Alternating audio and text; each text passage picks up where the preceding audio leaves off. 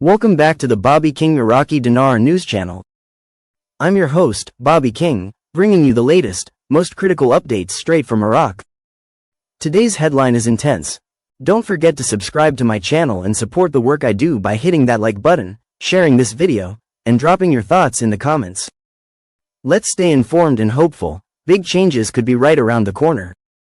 In the shadow of war-torn history and fragile peace, Iraq once again stands at the edge of a pivotal moment.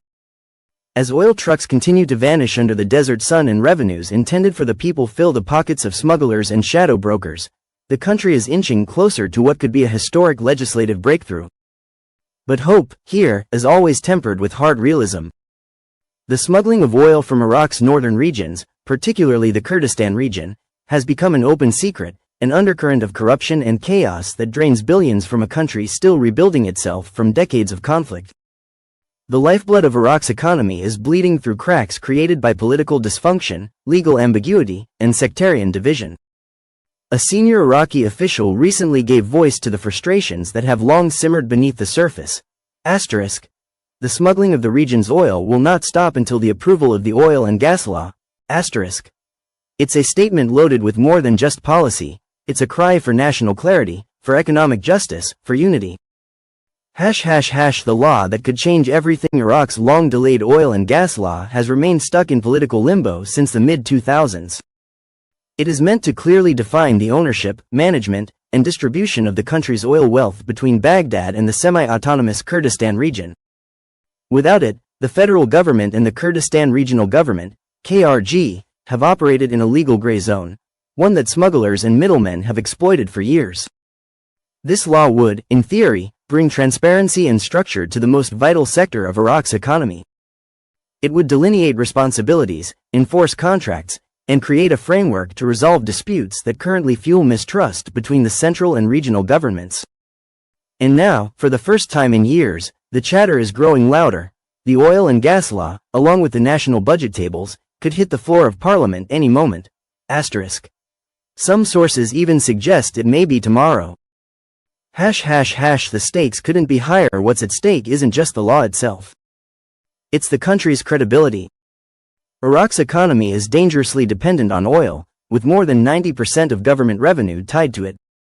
Yet the absence of a unified legal framework means that billions in revenues are essentially off the books, negotiated through backroom deals and smuggling routes that stretch from the Kurdish mountains to the borders of Turkey and Iran.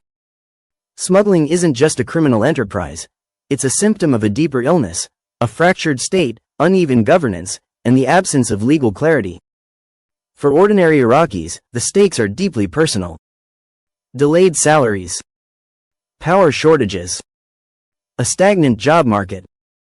Every barrel siphoned into the black market is a barrel stolen from hospitals, schools, and infrastructure. A glimmer of hope in a tired nation, and yet, despite the deep rot, there is a flicker of hope.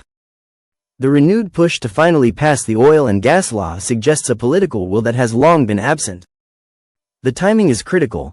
Iraq is emerging from one of its most politically turbulent years, with public demands for reform ringing louder than ever. The pressure on lawmakers, both from the international community and from their own constituents, is mounting. The chatter is real. Sources close to the parliament say the budget tables and the long-anticipated oil and gas law are being finalized. If they hit the floor as early as tomorrow, it could mark the beginning of a new chapter, not just for Iraq's economy, but for its identity as a functioning state. Of course, cynicism is hard to shake.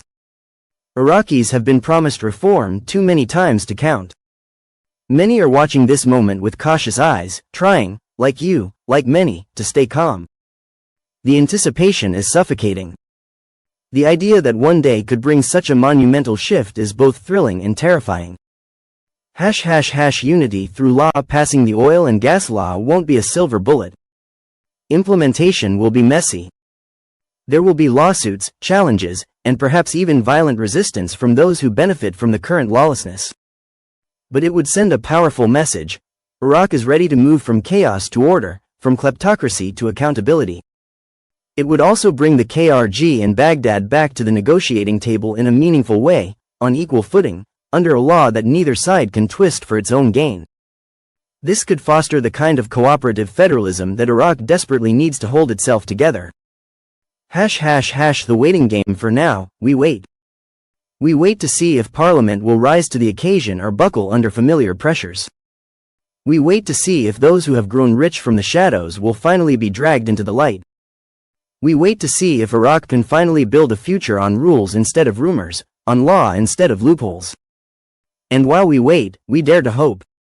Because in Iraq, hope is always shocking. It exists in defiance of everything, the corruption, the violence, the despair. It flickers in protests, in headlines, in whispered conversations that something might finally change. Maybe not tomorrow. But maybe. Just maybe. In the end, I want to ask all my friends watching to stay positive and patient, because patience truly is the key to success. Please subscribe to my channel and show your support. Wishing you all a wonderful day.